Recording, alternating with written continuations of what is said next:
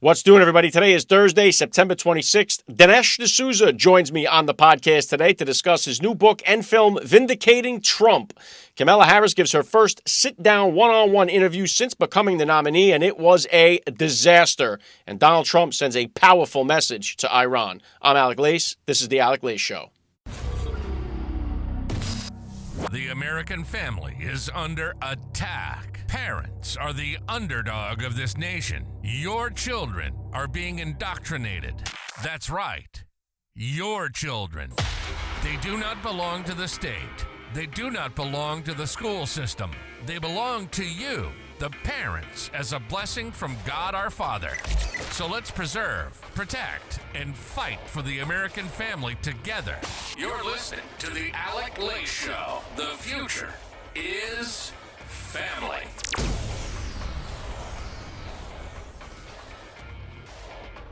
All right, here we go. Welcome, everybody, to the Alec Lace Show. I'm happy and honored, as always, to be here with you guys. Thank you for tuning in. I got a great program for you guys today. If you missed out on Tuesday's episode, please flip it back. I had Congressman Matt Gaetz, Congressman Michael Cloud joining me. It was great interviews, both of them. Got a lot of great feedback. So if you missed out, flip it back one episode to Tuesday's broadcast and take a listen. Today, I have the honor of being joined by Dinesh D'Souza. He's been on the podcast several times. I was actually down with him in Mar-a-Lago for his last film premiere, which was Police State. Now he's got a new one premiering tomorrow. He's got Vindicating Trump. He's got the book and the movie simultaneously releasing. So I'm going to have Dinesh D'Souza. Always honor when I get a chance to speak with him. If you're watching the broadcast live on Rumble, please get down there, get involved in the live chat, leave a comment, hit the like button. Don't forget to follow the channel. Same goes for wherever you're listening to the rebroadcast on Apple, Spotify, YouTube. Please subscribe, follow, like, and share it with everybody in your neighborhood. All right, well, Kamala Harris, before I get to Dinesh D'Souza here, Kamala Harris gave her first sit-down one-on-one interview since she became the nominee. Now, remember the last time she did one of these, she had to have her service animal, Tim Waltz, sitting there at the table with her, and the optics of it was so horrible. She looked like she was sitting in a little kid's table. She looked very small, very weak. So this time they kind of switched that around. They gave her the opportunity to sit there one-on-one and supposedly answer questions, but that didn't seem to work out too well. So I'm going to give you a couple of the clips, and then you can listen to what the MSNBC lady that interviewed her said after the interview was over to see just how disastrous this whole thing went. Take a listen. First one, just a fact check, because your opponent there is almost no little every job. day. Okay, there's no such thing as a little job. Okay, fair. Because your opponent almost every day seems to be talking about this. So I just want to ask you yes or no. At any point in your life, have you served 2 all-beef patties, special sauce, lettuce, cheese, pickles, onions, on a sesame seed bun, working at a McDonald's? Yes or no? That's it. I have. Okay. Now the other job. But it was not a small job. Like, I did the fries. I mean, yes. But some of the work is going to be through what we do in terms of giving benefits and assistance to state and local governments around transit dollars and looking holistically at the connection between that and housing. And looking holistically at the incentives we in the federal government can create for local and state governments to actually engage in planning in a holistic manner that includes prioritizing affordable housing. Vice President, you just laid out your economic vision for the future. Yeah. But still, there are lots of Americans who don't see themselves in your plans. For those who say these policies aren't for me, what do you say to them? Well, if you are hardworking, if you have the dreams and the ambitions and the aspirations of what I believe you do, you're in my plan. Ending that child tax credit, or you mentioned housing before, giving that extra money for a first home. If you can't raise corporate taxes, or if GOP takes control of the Senate, where do you get the money to do that? Do you still go forward with those plans and borrow? Well, but we're going to have to raise corporate taxes, and we're going to have to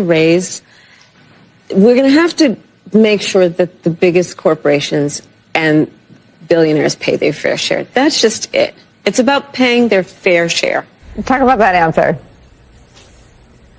I do, but here's what's a little tricky. She doesn't answer the question around If the GOP is controlling the Senate, if she can't raise corporate taxes, where is she going to get the money from? To expand the child tax credit and do all the things she wants to do. And she says, we just have to do it. She must have said the word holistically like 5 times during this interview. It's almost like the Pee Wee Herman. Today's word of the day is holistically. She just kept repeating that word as if that was an answer. She didn't answer any of the questions. As you heard the lady from MSNBC tell you right there, she just doesn't answer the questions. But she also says that, well, they're not direct issues, so it's okay that they make excuses why it's okay that she doesn't answer the questions. This is a woman running for president of the United States that will not and refuses to answer any questions. You hear her when she talks about the border. That's all Donald Trump's fault. She was tapped as the border czar. There's over 350,000 children that are missing, other hundreds of thousands of kids that have been separated from their parents. Nobody seems to care about this in the media anymore. This was when Donald Trump was president, they splashed him on Time magazine. Oh my God, AOC was down there crying at the border. All with the kids. They're being separated from the parents. It's happening now at an epic proportion, and nobody in the media even cares about it whatsoever. But she blames Donald Trump. Now, here's the other thing you got to remember, too, is that everything that Kamala Harris says she's going to do on day one is what she could do right now or could have done over the last 4 years. And when you say that to people, they say right away, oh, you got to learn the difference between vice president and president. Well, here was Joe Biden confirming what I'm saying. Here's what he said as he came onto The View with the left-wing lunatics. I mean, they got to be the all-stars, the left-wing lunatic all-stars on The View. But here was what Joe Biden said. Listen carefully to what he says here. And as vice president, there wasn't a single thing that I did that she couldn't do. Mm-hmm. And so I was able to delegate her responsibility on everything from foreign policy to domestic policy. Biden tells you right there, she could do everything I did, and I even delegated foreign and domestic policy to her. So she more than easily could have implemented any of the policies, although she's not telling you what they are. She could easily have implemented these policies over the last 4 years. She has that much influence in this administration. Biden told you right there, she's just as equal as me. I could delegate it to her. There's nothing I could do that she can't do. So you can't use that excuse anymore that, oh, she's the vice president. She couldn't do it then. Biden's telling you right there, point blank, she can do it. She could have done it. She chose not to do it, and she isn't going to do it and has no intention of doing anything to help you, the American citizen, especially in the middle class, right? So, and again, if you were unsure whether or not Kamala Harris was a DEI hire, a DEI pick, you had to come away from watching this interview on MSNBC 100% confident that she was only picked because she was a woman of color. That's the only reason. And it's the only reason why she's there right now. So she's as dumb as a box of rocks. You can't hide this anymore. This woman was put in a position of power, placed there. She polled so poorly with everybody. She didn't earn it. And that's what we say with DEI, didn't earn it. And it's perfect fit for her. And if you listen to her talk, it's one word salad after another. Now, here's Kamala Harris here. She's talking to people in Pennsylvania. She's wearing a $60,000 necklace, and she's talking about building a stronger middle class. Right? You got to love this. Now, here's the difference with the optics. Donald Trump became wealthy. Right? He became wealthy, and then he got into politics later in his life. Kamala Harris went into politics and became wealthy. There's a big difference between what you see. Joe Biden's a guy that's there 50 years, 5 decades. He's never had anything but a government job. Same thing with Kamala Harris. Now, you heard in that interview there, too, I forgot to point that out because there's so much nonsense that happened, but they talk about the McDonald's. She says, oh, we have to talk about this. Have you ever made 2 beef patties? Oh, and she has the cackle laugh.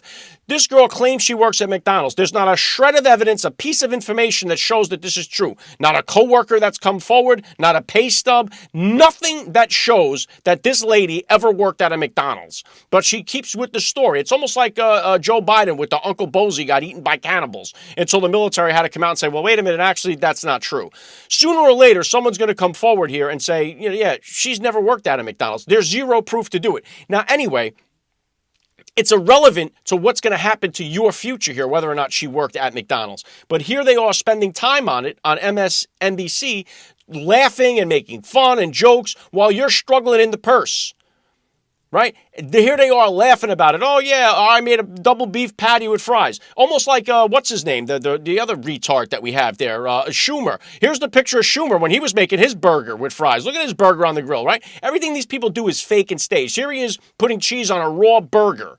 Okay? That's how bad these people. Same thing with Kamala Harris. Well, I'm from a middle-class family, you know. That's her answer to everything. I'm just like you. I worked at a McDonald's. They're bullshitters. These people are lying to you. They're not like you. They're not like you. They don't represent you. They don't give a damn about you.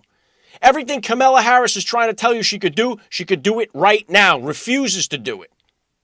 She came into politics and got wealthy because of it, just like the rest of them do. This was why when I had Matt Gaetz on here yesterday, he's the only guy that's there that's not taking the money from the lobbyists and the special interest groups. That should be mandatory. Nobody should go in to represent the people and become a millionaire because of it. That's not what you're supposed to be doing there. You're supposed to be going there to represent us, the people. They're going in there. They're all stock trading. Here's Nancy Pelosi. Her husband decides to pull the money at the right time, $500 million out of his stocks. Everyone's doing the same thing. They're all in there and they're corrupt. They got stock deals. They understand what's happening because they're making the laws. And they're ripping us off, the people. That's what's happening. This whole Washington, D.C. is so corrupt, and it's controlling 350 million people. These bastards have got everything on lockdown. We went to a war in this country over a 3% tax on tea, and now we're income taxed, sales tax. If you want to go over to New York to go to work, it's like $20 to go over to George Washington Bridge. Another tax you got to pay. They tax you on everything. Death tax, house tax, property tax. Every single thing you're doing, we're taxed out the ass. And these people are getting rich off of it. And this is why it's time to give this country back to the people and take it and rip it away from the government. These people have total control over us, man. And it's sickening that we're sitting there watching TikTok videos and sporting events and no one's doing anything about it. Here's crazy Nancy Pelosi, right here. She's talking about Kamala Harris, how she became the candidate, right? This is how everything is so fake. Listen to Nancy Pelosi telling you how Kamala Harris became the candidate. Listen. But I never give advice to presidential candidates. The wisdom that they have, the political astuteness that they have to become the presidential candidate says they know something about the market out there. Political astuteness and wisdom. That's how she got the job as the nominee. That's how she became the nominee. You couldn't be more distanced from reality than to say something as stupid as Nancy Pelosi just says right there. Political astuteness. This woman didn't get one single vote in the primary the last time she ran. Zero. Finished dead last. Tulsi Gabbard, everybody in the pack finished ahead of Pete Buttigieg. You name it. They all finished ahead of her. She was dead last because she's dumb as a box of rocks, and everyone could tell that the minute she opens her mouth. You know it. So she got 0 votes, had to drop out before the primary even started. Then, because Joe Biden needs to have a woman of color, she fits the suit. She gets the job as vice president as a didn't earn it candidate, as a didn't earn it vice president.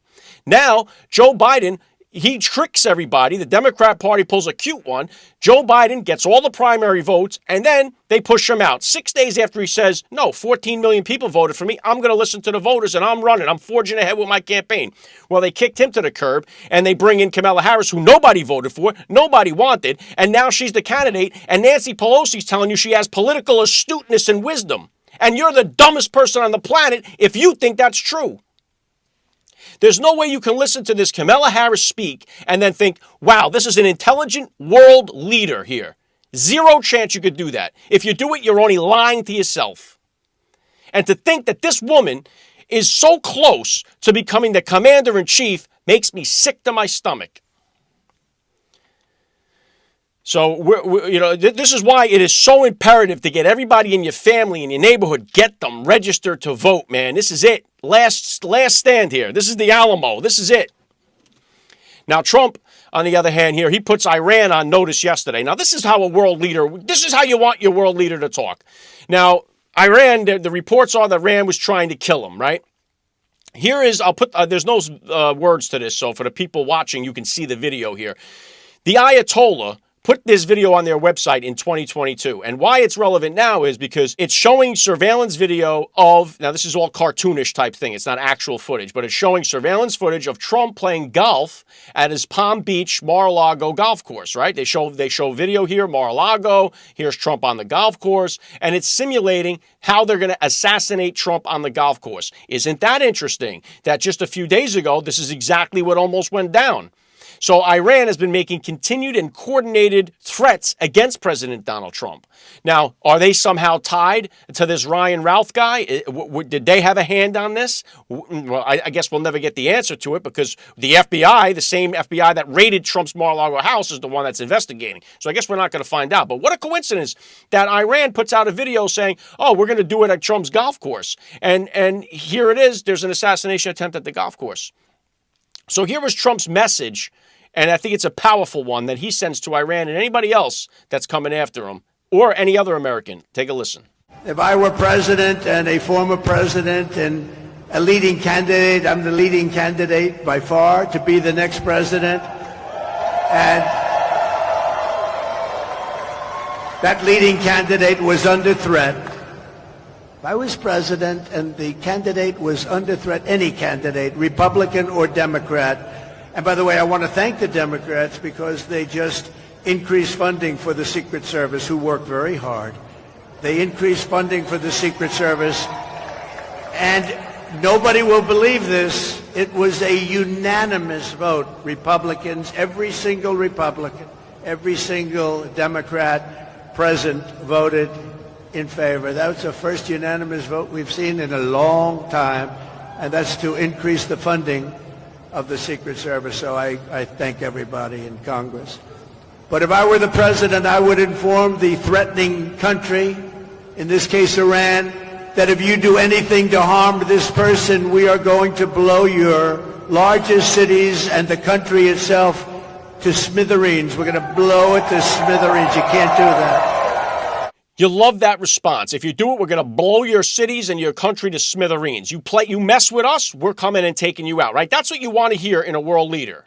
Now, but here's the question. If they did manage to take Trump out, would the U.S. have had that type of response? If it was Iran that took Trump out, say that they were successful, Ryan Routh took him out, and we find out it was Iran that put him up to it.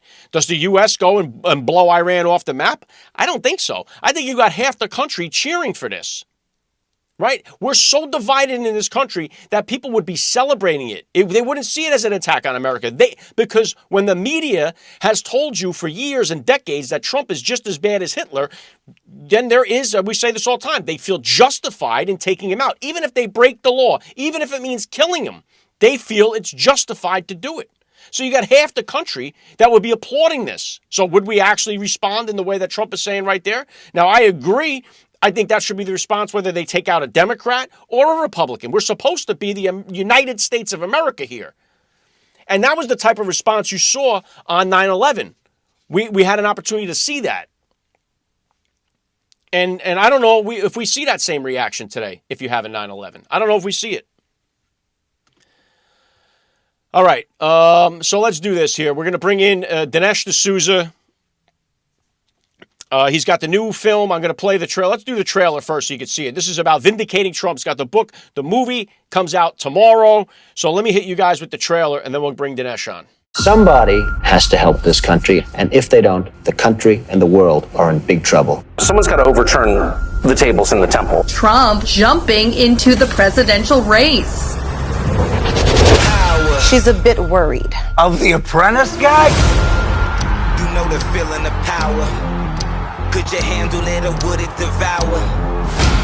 Power. They fear that power. You didn't do an insurrection. Had you called for one, there would have been one. And there would be one if you called for one now. I'm not sure I want that power. I want the power just to make the country better. America first! And that scares them. A lot about Donald Trump scares them.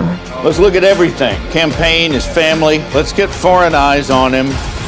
We have one target. You know who he is. Going after their companies, their families. That is a dictator. It's a very dangerous time for our country. The goal is to put him in jail because they're so afraid of his voice. I am your voice. We'll bury him so deep in legal, it'll bankrupt them. Broke, Donald? In jail right before the election. That's Sorry for being that guy, but isn't that election interference? It's not interference if we do it. We just want a free and fair election. Sounds expensive. Ballots ain't cheap. Wait. Did you actually say the word buy the ballots? We were able to purchase 10,000 ballots. That's terrifying. They cheat in many different ways. That's all they're good at. ready to save democracy. We need to stop him permanently. And that person will be risking his life. Too bad it's not the 60s, right? It's the way you survived. And I said, get me up. Trump has beaten back every attack against him. It's like the damn Terminator. We're going to fix our borders, and we're going to fix our elections. We're going to win. This is my legacy. Vindicating Trump. The best is yet to come. Only in theaters, September 27th. All right, Dinesh D'Souza, one of the best filmmakers, authors. Love to hear him speak. He's a podcaster as well. Always an honor. I was with him down in Mar-a-Lago last year at the release of A Police State. This is one of the reasons why I love doing what I do, is I get an opportunity to speak to people like Dinesh D'Souza. So let's do this. I got him in the Zoom room here. Let's bring him on. You're listening to the Alec Lake Show. The future is family. All right, here we go. Joining me now, Dinesh D'Souza. Welcome back to the Alec Lake Show. Hey, it's a great pleasure. Thanks for having me back. Well, you always bang out these books, these movies, in a timely fashion. You put them out, Trump Card, Police State, 2,000 Mules, whatever it may be. Not just the subject matter. It's always very timely to what's happening in our world politically here. So why this book, this movie, Vindicating Trump? What's the significance? Why'd you decide to put this one out at this time? It makes the case for Trump in a very original and creative way. Now, the centerpiece of the film is a one-on-one with Trump, but it's a one-on-one conversation unlike any other conversation you've seen, because I surprise him with questions that are not typical for him, that you can see Trump's mind working. You can kind of get a window a little bit into his soul. You see an element of the private Trump that he resists putting on public display. So the film opens in theaters this weekend. It's huge. It's in 850 theaters, multiple showings a day. And vindicatingtrump.com is the website to get tickets. Yeah, and I got the link down in the description down there below. And you've done this. You've been with Trump throughout this entire journey. You've captured so much of the man himself. What would you say? Who is this Trump that we got? I mean, he's seasoned now. He was a guy that was never in politics. Now he's been there. He's been president. He's been impeached twice. He's been charged. He's been arrested. He's been shot at. Who is this Trump that we have right now in 2024? We have to start by kind of putting Trump in a little bit of context here, because I don't know of anybody else, not only in America, but in the world, who has one group of people who would take a bullet for him, and another group of people who will cheer madly, or at least quietly, if somebody else tries to put a bullet in him. You have to go all the way back to Abraham Lincoln to find a figure who is polarizing in this way. And even with Lincoln, the controversy was not over Lincoln the man, it was over the issue, it was over slavery, the extension of slavery. With Trump, it's totally over the man. And so even Republicans, as you know, will say sometimes things like, well, I don't really like the guy, but I like his policies. Or he needs to shut his mouth. What they really want is a kind of a new and different Trump. They want to remake Trump, to rehabilitate him. And my argument in this film, and there's an accompanying book coming out shortly, is no, you don't need to do that. Trump is a package, and he is the right guy for this crisis that we face as a country. Maybe in some other time, he would not be the best guy, but at this time, he's not only the best guy, in some ways, he's the only guy. Yeah, well said. And, shortly after he was shot at and hit in the ear in Butler, Pennsylvania, I did think of the quote that you used to always say at the beginning of your debates from Winston Churchill, where nothing in life is so exhilarating as to be shot at without result. And that's really what happened with Trump there. And it's got to be, what a message that sends to this deep state, these characters that have been trying to take him down for so long, that no matter what they throw at this guy, he keeps coming back and keeps moving forward. And it's got to be just so debilitating and so demoralizing for these people that have been so hard to try to get after him. I mean, think what a unique guy Trump is to respond to the second assassination attempt by saying, in effect, I'm a little annoyed that it's interrupted my golf game. I was about to make an amazing shot, nobody else would post on social media 0 for 2, and his reaction to the first assassination attempt, nothing short of heroic. So Aristotle says that the greatest virtue is courage. And I think we are living at a time when political virtue is in short supply. I mean, think about it this way. Any other Republican facing 2 criminal charges, let alone 91, would have long fled the field and would be never heard from again. In that sense, Trump is, as they say, sui generis. He's unique. And I think, the people who talk about his vices, oh, he's an egomaniac, oh, he's a playboy. Well, first of all, in private, he's not an egomaniac. He's actually quite self-deprecating. In public, I agree. He loves the praise. He loves to count the number of people in the stadium. That's part of who he is. And he's even made the case that a certain amount of ego is necessary to build anything big. Otherwise, you'd just be deflated and discouraged. But there's not enough emphasis on Trump's virtues, his magnanimity, his supreme courage. So these things are brought out in the movie. I don't just tell you about them, I show them to you in a way that people will be just exhilarated. And then we also have a blockbuster section in the film about a new form of election fraud that will blow people away. Yeah, I want to get to that in just a second, because I know you posted about that on X this morning.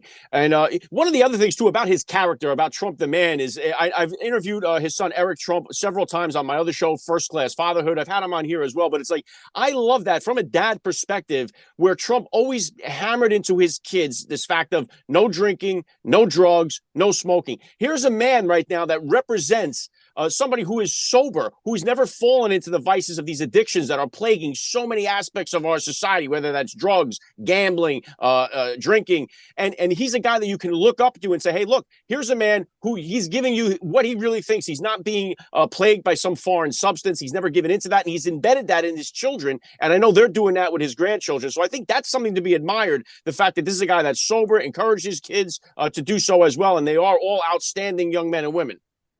I absolutely agree. I mean, look at the Obama kids. They're a bit of a mess. Of course, we have Hunter Biden.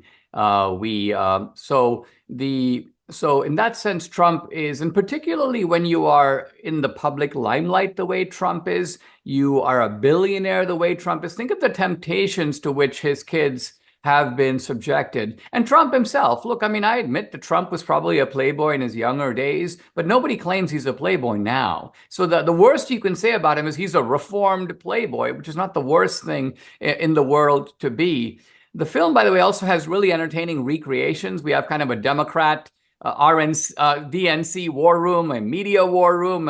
We show you the kind of inside workings of the police agencies of the government. So this is part of the world that the ordinary person doesn't see. And we give you not only a very illuminating, but an entertaining glimpse into it. This is more amusing than many of my other films. It's going to have people laughing out loud, at least in 1 or 2 places, if not more. Always do your films. And I know one of the things, too, people say with Trump is like, oh, his dad gave him money and that's why he's the success. Well, you see a lot of cases in, like, say, Hollywood or even sports where these people have millions of dollars, give it to their kids, and they end up putting it in their arm and they're in a cemetery at an early age. It's like people who come into this money a lot of times derail. Trump is a guy that turned it into a multi-billion-dollar empire. So this is a guy that wasn't just handed something and it was given all to him. He was given a start and made something extraordinary from it. But I know in the movie you go into his character where the other side that you say calls him this dictator. We constantly hear this. He's a tyrant. He's going to be a dictator. They compare him to Hitler all the time.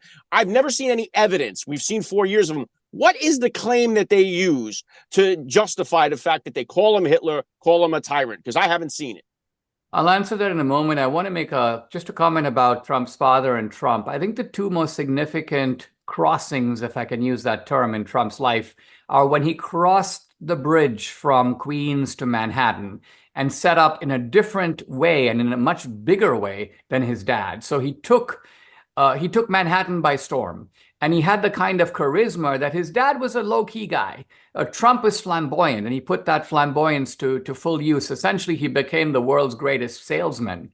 Now, the other crossing, of course, was when Trump came down the escalator at Trump Tower and announced that he was running for president. You can almost see him physically descending away from the elite class that he was a part of before, with Oprah and Ellen DeGeneres and Charlie Rose and all those guys, and going down to the kind of forgotten American at the bottom. It's a very powerful symbolic scene. Of course, it's right there in the film. Now, with regard to the dictatorial charge, I want to make a sort of a subtle point here that eludes people. It is interesting that they call him a dictator, even though he's not. I mean, the charge itself is interesting because they never called Reagan a dictator. Nobody called George W. Bush a dictator. People would say Reagan's a washed-up movie actor, George W. Bush is a buffoon. So why did they call Trump that? Why that name? And the answer is because Trump is larger than life.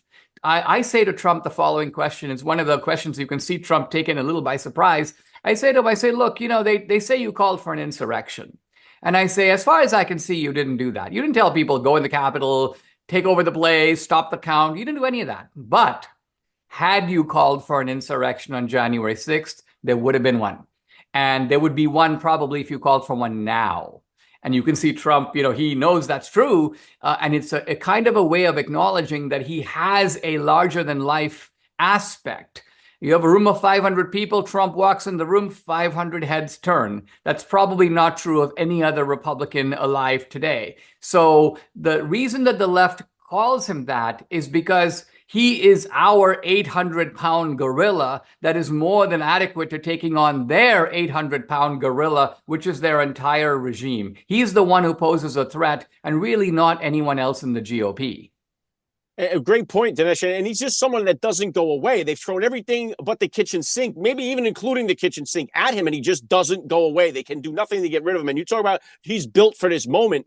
When I talked to Matt Gaetz on Tuesday, had him on the show. He was saying that Secret Service agents were telling him that they didn't want to surround Trump and Butler with big, burly Secret Service men. They didn't want to give him that appearance of having too much authority, of looking too powerful. And that completely backfired, because that moment where he gets shot and stands up and yells, "Fight, fight, fight," is one of the most defining moments of going to be of his life. I mean, that was such you can't instill that type of courage for him to get up and have that moment. And what a powerful moment it was. So they've tried everything to diminish how powerful he is. And in that moment, I think the courage that he has really shined through.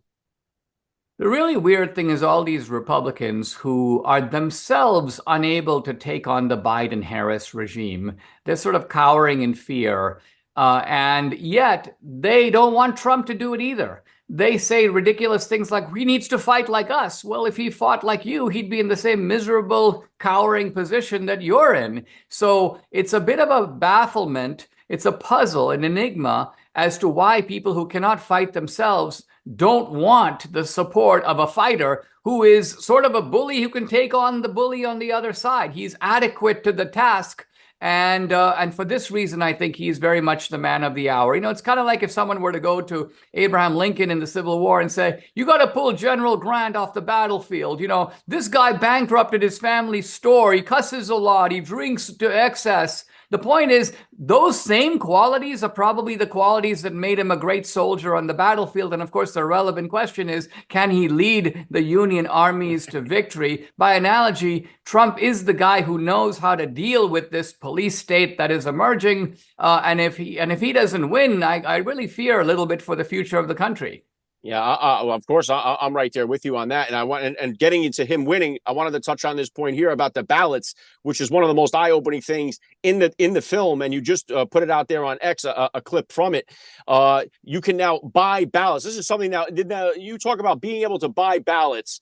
Was this something that has been done previously, or is this something brand new towards this election? And how could this actually factor into another worry that we have about this election being, rigged?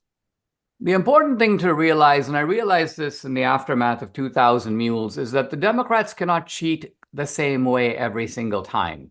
If they sent mules in the middle of the night, I mean, think of it, guys showing up at mail-in drop boxes at like 1 a.m. with big backpacks full of ballots. Guess what? People know about this now. They're going to be patriots waiting by the ballot boxes to go, hey, I got you on my iPhone. I'm going to put that on social media tomorrow. So the Democrats know that they can't just replicate what they did in 2020. They're going to have to think of new ways to cheat. And so what I did is I said to myself, all right, I'm going to put myself into the mind of the criminals. I'm going to see that they can't rob Fort Knox the same way, but if I were to try to rob it another way, how would I do it?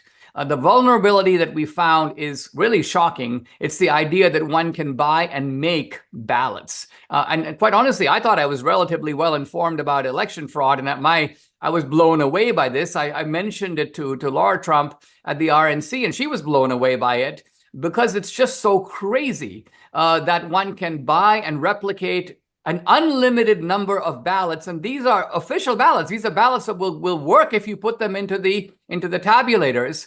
And so we wanted to bust this form of election fraud even before it happens. But the motive being that when you expose something in a widespread way, it becomes very difficult to do it that way.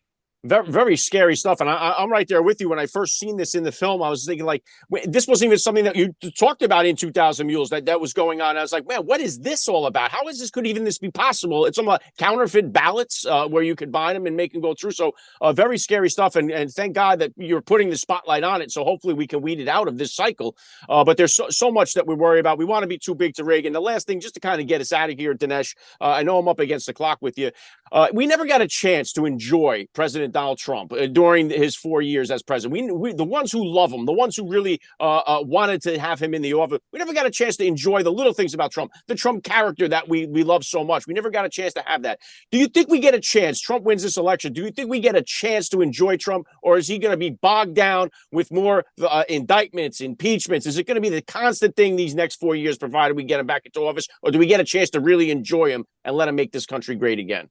Yeah, I really wish I could say that I could look forward to that, but I think that because the country is in a very turbulent time where the American dream itself is hanging in the balance, it's likely to be another turbulent 4 years. And there are some people who are like, well, that's going to be, I'm really worried about that. But the problem is, what's the alternative? I mean, the alternative is submitting to a kind of tightening noose of tyranny in which our basic liberties, already endangered, are further throttled by this regime. And I say regime because it's quite obvious now that people like Biden and Harris are the front faces of the regime. They're not steering the canoe. They're in the canoe, but other people, a kind of a junta, is running the country, and they've made a sort of a tacit or explicit deal with Biden. No primary for you. We are going to select you and move you to the front, but on the condition that we tell you what to do. And if we ever have to move you out, you just have to go gracefully. I think Kamala's coming in on the exact same deal. So this is a big deal. Once again, the film Vindicating Trump, vindicatingtrump.com is the website. And it's really important for us to do well in the opening weekend. People don't realize how critical the opening weekend is to a film. So take your friends and family. I mean, round up the gang. It's in 850 theaters. By the way, in my last two films, I couldn't do a normal theatrical opening because of the atmosphere right after COVID. But this is a normal opening, multiple showings a day, theaters all across the country. I'm pretty sure anyone, even in a rural area, is going to be within 30 minutes of being able to see this film. So go to the website, you plug in your city or town, boom, all the theaters will come up, and go see it this weekend. Yeah, I have the link to the film, vindicatingtrump.com, down there in the description below. There's one showing. It's like 10, 15 minutes from my house. Even though I have the film that, prior to this interview, had a chance to watch it, I'm taking my oldest son to go see it. He's 18. It's going to be his first time getting a chance to vote. He's excited about it. He's been learning the process a lot through you. He's watched multiple films that you've done, read several books. So we're right there, excited to go and see it. And it could be a family event because right now it's all hands on deck, Dinesh. It's Trump or communism. And that seems to be the play. Take us away.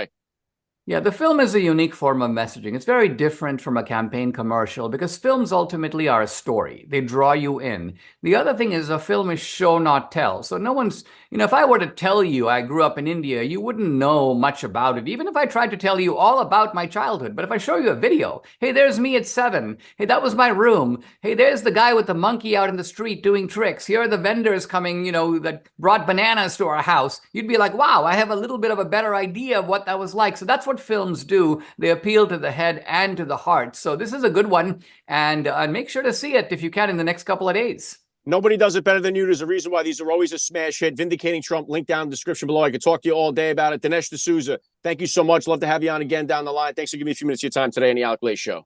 Always a pleasure. All right, honored to have Dinesh D'Souza on the podcast once again. What'd you guys think about the interview? Hit me with a comment down below. Don't forget, Vindicating Trump. I got the link down there in the description below. Check it out.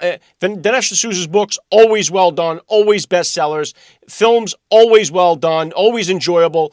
He puts the complicated issues in the simple capsule form, and they're awesome to consume and watch, especially right now with everything going on. It's the perfect time. He always drops it at the right time. So Dinesh D'Souza, honored that I get an opportunity to have him on the show here. Love to have him back on again down the line, hopefully when it is President Donald Trump. So again, what'd you think about the interview? Hit me with a comment, get something in the live chat. One of the other things, I wanted to play this clip here too of Trump talking yesterday when I played the one about him with Iran, was I thought this was the powerful statement because Trump is going to this Butler rally. He's going back to the scene of the crime here, as we talked about, where they tried to blow his head off on live TV. He's going back on October 5th.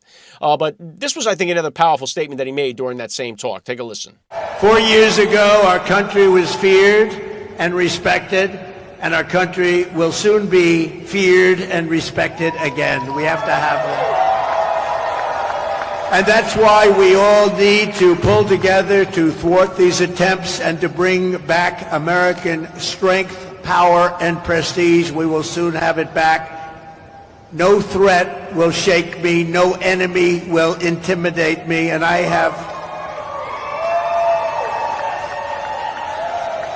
have never been more determined than I am today, and I will never back down in my fight to make America great again, which is what we're doing. I think that's the message, right? It's strengthened his resolve. I think Trump at this point, he's all in, right? And he's been this way. He knows what the stakes are here. He knows that they're coming for him and they're gunning for him. And he's going to go out. If he goes out on his shield, if he goes out, trying to save the country he loves, he's going to do it. So, again, Trump sounds like a world leader. Trump sounds like a president. Then you fast forward or you rewind it over to Kamala Harris, the cackling idiot. The choice is very clear here. This is a dangerous time in the world. We're looking at either having cheaper grocery prices, cheaper prices at the gas pump, affordable houses again, or we're looking at World War III. And that's pretty much as easy as it gets. I mean, that's what we're looking at. And if you don't think so, the people telling you that Trump is going to start World War III were over in Pennsylvania with Zelensky autographing missiles to go shoot them at Russia. These are the people telling you Trump's going to start World War III. Oh, we can't let Trump get in there. Here, let me sign this, or let me autograph this missile that's going to be shot at Russia. Yeah, those are the people that are going to start World War III. Believe me, if Kamala Harris gets in there, this entire country, this entire world is going to be at war. There's no question about it. She's weak. Everybody knows it. This is why Iran is backing Kamala Harris. This is why Putin wants Kamala Harris to be in there, because she is weak. And don't forget, the IRS backs her too. So does Dick Cheney, the military-industrial complex. Everybody that you don't want on your side is on the side of Kamala Harris. All right, one other thing here too. Let me touch on this first here. The P Diddy thing, right? Okay, I'm getting some pushback on Twitter for this. I've spoke about this here. I spoke about it when I was on with DML's son Denny on the DML podcast the other day on Tuesday. I talked about this P Diddy thing, and everyone seems to be, posting all this stuff. It almost looks like the exact same response to when Epstein was captured, right? It looks almost like it's the same thing, because everyone right now is starting with this person erased their Twitter.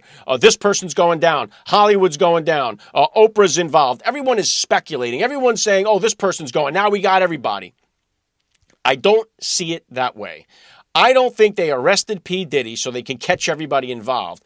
I think they arrested P. Diddy so they can protect everybody that was involved. Unfortunately, I don't think you're going to get the unveiling of all these people that are actually involved in it. They're not going to give you the people that you think we're going to get. Now, that's just me. I mean, I know a lot of people seem pretty confident that, half of Hollywood's going to get exposed, the music industry, everyone's going down. I don't see it that way. And my reasoning is because it's been, a decade since Epstein was arrested, and we don't have one name from that black book. Not one single person has ever paid a price for what happened on Epstein Island. Nobody, except for Epstein and Ghislaine Maxwell, right? We don't have anybody. So if you think that all of a sudden they got P. Diddy and now the whole house of cards is going to fall, I think you're a little bit too optimistic. It's one of those fool me once, shame on you, fool me twice, shame on me. And that's why I'm not optimistic that this P. Diddy thing is going to blow the doors off of anything. Now, if Trump gets in there, I think maybe you have a chance to get the Epstein list. I think if Kamala wins, there's zero chance you're ever going to see it.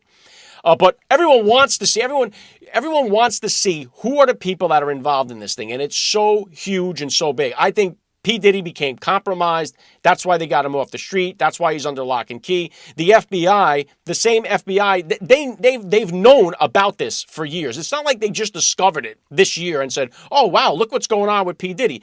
The FBI has had to be on this guy's list for years. Oh, isn't it always? Oh, he was on the radar. They know what's going on. Just from the tax evasion alone, they know what's going on. So I'm sure that they were well aware of what P. Diddy was up to and what he's been doing. Why now did they decide to pull him in off the street? And they won't even allow him out. He offered $50 million. He offered the house. He offered everything. He offered everything for bail. They denied it. So they don't want P. Diddy out there ever again. And there's a reason for it. And I would imagine it's because they're protecting everybody, not because they're trying to catch everybody. So I don't think whoever these big fish are or whoever the big players are, I don't think you're going to see them unfortunately brought to justice. I mean, I think if Trump gets in there, you got a better shot. I think maybe you have a chance. But this P. Diddy thing, I think, is going to be a whole bunch of nothing except that P. Diddy goes down. Maybe I'm wrong. I pray that I'm wrong. I hope that I'm not, I hope that all of a sudden they nail heads of state, world leaders, film industry executives, sports athlete, whoever is involved should be nailed to the cross, all right? Should be nailed to the wall, executed if you're involved in trafficking these kids and doing this stuff. But I think it's just so many people involved. I don't know how you trust that the FBI is going to do it or that our intelligence agencies are going to do it. I really don't. I don't have the faith. These are the same ones that raided Trump's Mar-a-Lago place. They're corrupt. They did the whole thing with Governor Whitmer up there in Minnesota where they manipulated these people into kidnapping her. That whole plot that was all bogus and BS. January 6th, the FBI agents are dressed up as Trump supporters. They're in the crowd. We know all of this now. So the FBI is a part of the problem, not a part of the solution in my book. So I don't know. What's your take on that? Get something down there in the live chat. Oh, and here's another one. We didn't even get to this yet here. Mayor Eric Adams. This was trending news last night. Mayor Eric Adams has been indicted officially. So now there's a lot of talk, too, about him. Oh, was this something P. Diddy tied? I don't think any of that because he gave P. Diddy the keys to the city. This was something that I think has more to do. Number one, if you watch this entire mayoral race with between Mayor Eric Adams and Curtis Sliwa was constantly telling you how corrupt Mayor Eric Adams is and was leading up to the campaign for mayor and to the race for the mayorship. But now, shortly after Mayor Eric Adams started to clap back at the Biden-Harris regime for the illegal immigration, people in New York City were going out of their minds with this, the illegal aliens flooding their neighborhoods, living in the schools, sucking up the resources. So people were holding his feet to the fire, and he lashed out against Biden and Harris. And right after he did that, all of a sudden, the FBI is now raiding his home. And all of a sudden now he's indicted. So it's one of those things where you cannot go against the regime. Now you have AOC calling for him to resign. You have to wonder, now, do I believe Eric Adams could be corrupted? I think this has to do with his 2021 campaign. Now, the indictments are sealed. There's been a lot of people who have resigned in his office. The NYPD commissioner has resigned. There's a lot of shady shenanigans going on. But make no mistake, the FBI, the Department of Justice, doesn't just go after somebody for no reason. There's a particular reason. Same thing as I was saying with P. Diddy. There's a threat somewhere. Because, you could, as they say, you can indict a ham sandwich. You can indict anybody you want. You could find somebody and pin something on them. Why are they going after Eric Adams? Is this because he went against the Biden-Harris regime and spoke negatively of them? Is he a threat in some other way? I don't know. We're going to watch this. One thing I don't think is I don't think it has to relate to the P. Diddy thing again. And so I know a lot of people have been playing that up. But here's the most dangerous part about the Eric Adams. If he does resign and steps down as mayor, this guy, Jumaane Williams, is next in line, and this guy is a left-wing lunatic, declared, self-described Democrat socialist, which means he's a socialist Marxist, but they say, oh, I'm a Democrat socialist. That's a different form of socialism. Now, if he has the right to refuse, if he for some reason skips it, it goes to this other guy, Brad Lender, and he's worse than the other guy. So you have a whole bunch of socialists, Marxists, waiting in the wings. Now, Eric Adams, as bad as he is, this is a guy that was a former New York cop. He doesn't seem to be as far left as these people that are sitting there behind him. Now, of course, he brings in the Alvin Bragg, which was a horrible, horrible move, which was a revolving door. But I don't know.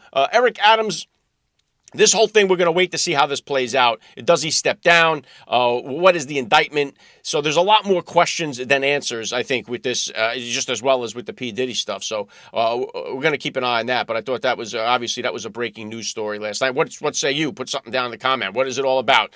Does Eric Adams survive his term as mayor? Does he step down? What do you think? Whenever AOC is agreeing with you, so if you think like, yeah, they should indict him, and you're agreeing with someone like AOC that he should resign, I smell a rat.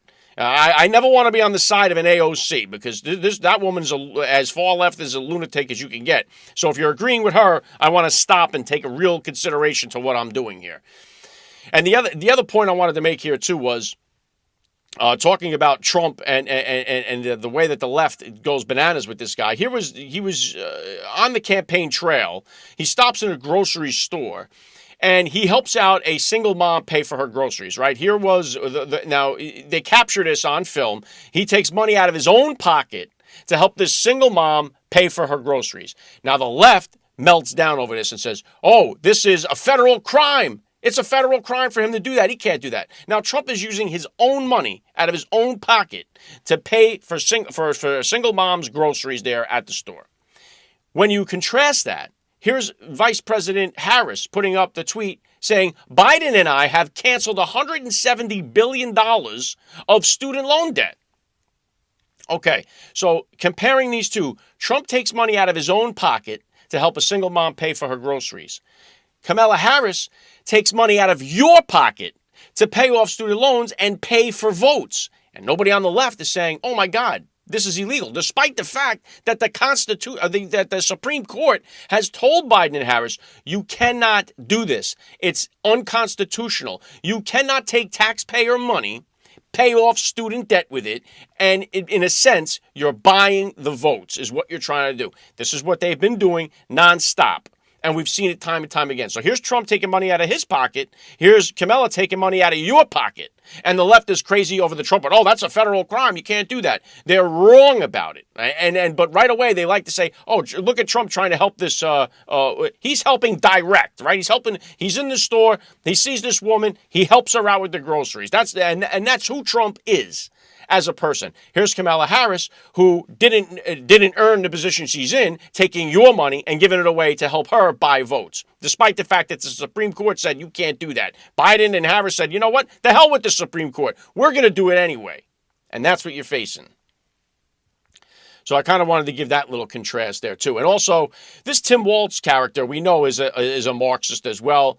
He's a lunatic. But one of the people that he appointed came out with this statement, where the statement surfaced in this clip. This was one of his education appointees.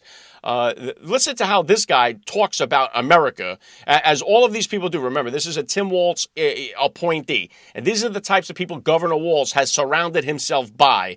Listen to how these Marxists talk. Here's a clip. We're also sometimes lying on ourselves when people say, like, oh, we use critical race theory in school. We don't use critical race theory in school. The first tenet of critical race theory is that the United States as constructed is irreversibly racist. So if the nation state as constructed is irreversibly racist, then it must be done with. It must be overthrown, right? And so we can't be like, oh no, critical race theory is just about telling our stories and diverse. It's not about that. It's about overthrow. It's insurgent. And we need to be, I think, more honest with that. And it's funny that they don't understand critical race theory, but they actually tell some truth when they're like, yeah, it is anti-state. You can't be a critical race theorist and be pro-US. Okay, it is an anti-state theory. that says the United States needs to be deconstructed, period, right? Like that's, and so I think it's an interesting argument there, and that's why I'm a critical race theorist. The U.S. is irreversibly racist, right? Irreversibly racist. It must be overthrown. And then he goes on to say that you can't be a critical race theorist and pro-USA.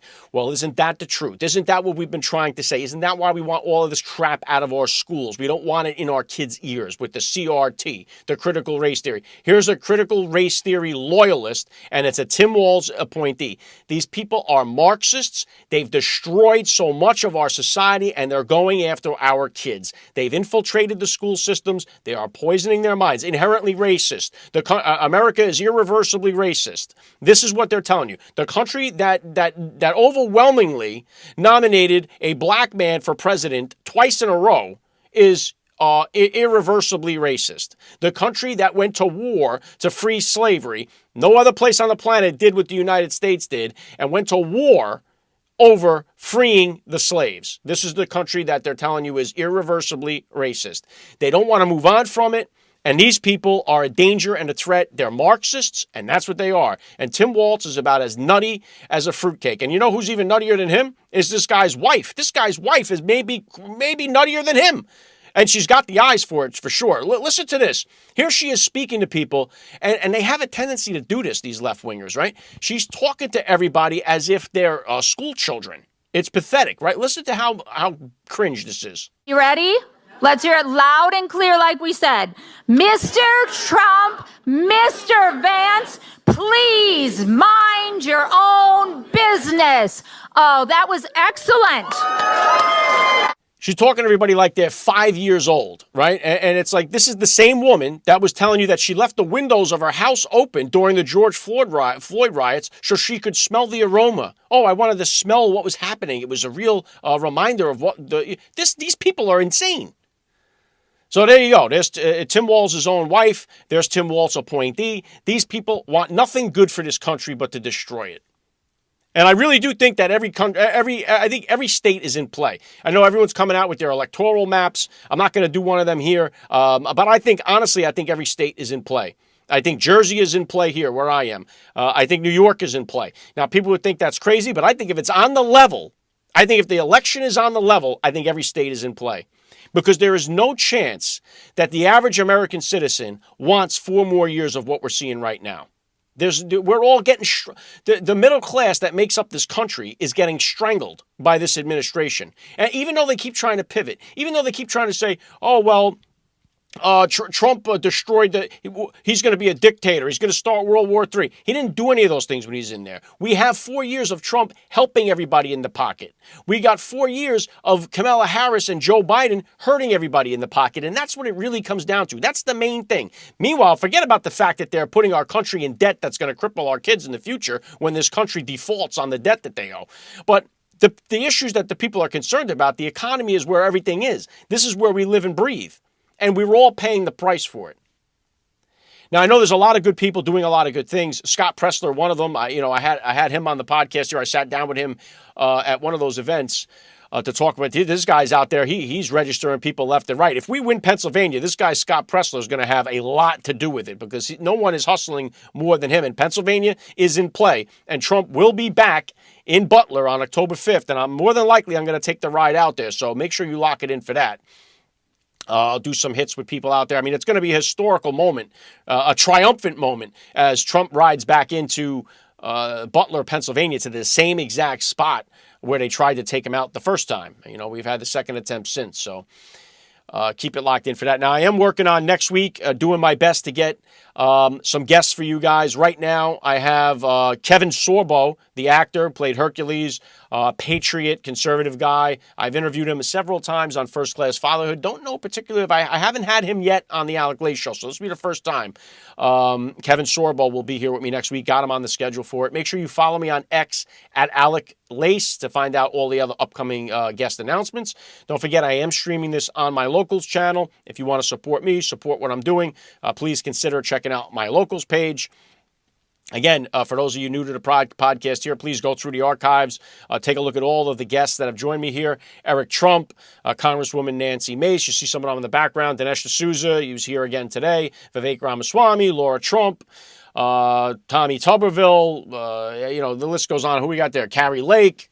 Kash Patel, Riley Gaines. So go through. I've been blessed to have so many people join me on the podcast here. I know you guys that listen all the time, you hear me say this rhetorically, but I think it's important for the new people that are here checking out the show. Find out all of these great guests that have joined me and why they are doing it. It's because of you, the listener out there. And again, if you are new, I'm a blue collar guy, railroad mechanic, a family of 4 kids, married for almost 20 years now, and just really want to see what's happening in our country turn around. I want to see Trump back in office, and I want to be able to have pride in my country again. And that's really the reason why I'm doing this. I work midnights on the railroad, roll out of bed, and come on and do these shows and start talking to senators, congressmen, people like Dinesh that you heard today. So if you're enjoying what you see, please consider supporting it on the locals page, or the least you could do is follow the channel and share it with a friend, okay? All right, so that's all I got for you guys here today. Again, a special thank you to Dinesh D'Souza. Check out Vindicating Trump. I got the link in the description down below. Always honored to have him on. And make sure you bring it back here on Tuesday. I'll be going live on Rumble at 1 p.m. as always. God bless all you parents. God bless you listeners out there. God bless our police, our first responders, our military, our veterans. God bless America. And I will catch you guys on Tuesday, 1 p.m. Eastern Standard Time. Have a great weekend. You're listening to the Alec Show. The future is family.